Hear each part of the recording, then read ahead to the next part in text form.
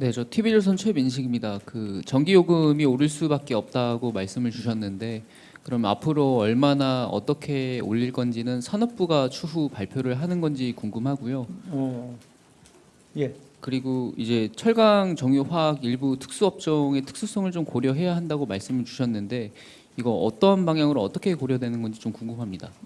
이제 이쪽들이 굉장히 많은 탄소의 부담을 안고 있는 거죠. 탄소 비용에 대한 부담을 안고 있기 때문에 일률적으로 산업의 잣대를 일률적으로 들이대면 산업에 영향을 줄 수 있기 때문에 이를 잘 살피라고 얘기하셨습니다. 또 전기요금 같은 경우에는 온실가스의 감축 목표를 높여가면 갈수록 전기요금의 요금 압박이 좀 생길 수밖에 없는데, 그렇다고 해도 여러 가지 어떤 그 취약계통의 압박이나 이런 것들은 잘 살펴야 한다. 그것이 바로 취약계층으로 바로 전가되는 거, 이런 것들은 잘 봐서 해야 된다고 하고, 또 전체적으로 봤을 때 세계적인 어떤 그 선진국들이 가고 있는 방향이나 이렇게 봤을 때 기본적으로 온실가스 감축을 회피할 수는 없는 거고, 그래서 그러면서도 우리가 재생에너지를 빨리 늘려나가서 최소한 그 타격을 좀 경감시켜 나가야 되고, 또 전기요금이 이대로 만약에 감축 목표를 시행하다 보면 전기요금이 좀 오를 수밖에 없는 부분이 있는데, 이런 부분들을 우리가 빨리 재생에너지를 높여서 그 압력을 최소한으로 조금 줄여나가야 된다. 이런 취지로 말씀하신 겁니다. 네? 예, 그렇지는 않습니다. 그건 이제 지금부터 좀 고민을 해야 되겠죠. 이제 우선 오늘 2035년까지 우리가 해야 될 것을 올해 안에 결정을 해야 되지 않습니까? 감축해야 될 목표를.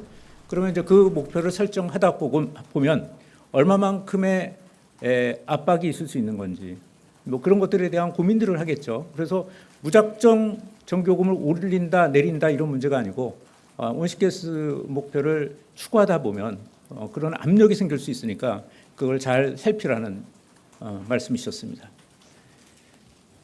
예.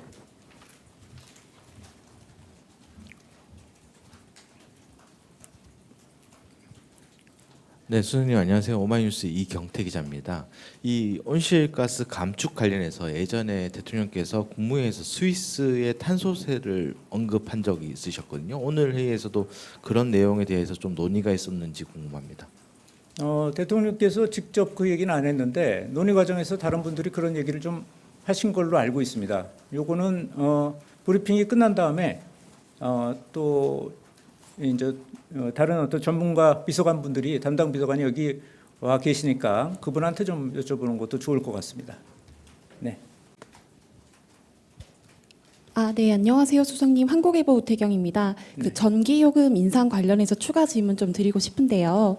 역대 정부에서 전기요금 인상은 필요함에도 불구하고 아무래도 좀 국민들의 호응이 좋지 않다 보니까 하지 않았던 그런 정책인데, 2035년까지 만약에 진행을 하다 보면 이번 정부에서도 인상 가능성이 이뤄질 수 있는 건지, 아니면 이번 정부는 하지 않고 다음 정부로 미룰 과제로 좀 준비를 하겠다는 말씀이신지 좀 명확하게 네. 좀 부탁드립니다. 그 가능성에 대한 얘기를 좀 하고 계셔서, 오늘 얘기한 거는 그렇게 온실가스 감축 목표를 추진하다 보면 전기요금의 상승 압력으로 갈 수가 있는 거고, 그러니까 그렇게 되면 또 이제 취약계층에 대해서 좀 더 힘들어질 수 있고, 그러니까 그런 부분들을 좀 잘 살펴야 된다는 거 하나가 있고요. 또 그런 것들의 압력을 줄이기 위해서라도 재생에너지 부분을 획기적으로 늘려나갈 수 있는 방법들을 찾아보자. 또 ESS 같은 거, 그런 것들 기술 또 점검도 하셨고요. 에너지 고속도로에 대한 얘기도 좀 하셨고, 그러면서 그 압력을 줄일 수 있는 방법들을 찾아가면서 우리가 온실가스 감축 목표를 좀 달성해 나가자라는 취지였습니다. 그래서 당장 그 전기요금을 올린다, 안 올린다, 언제 올린다, 이런 것들은 지금 시기상조인 것 같습니다. 아직.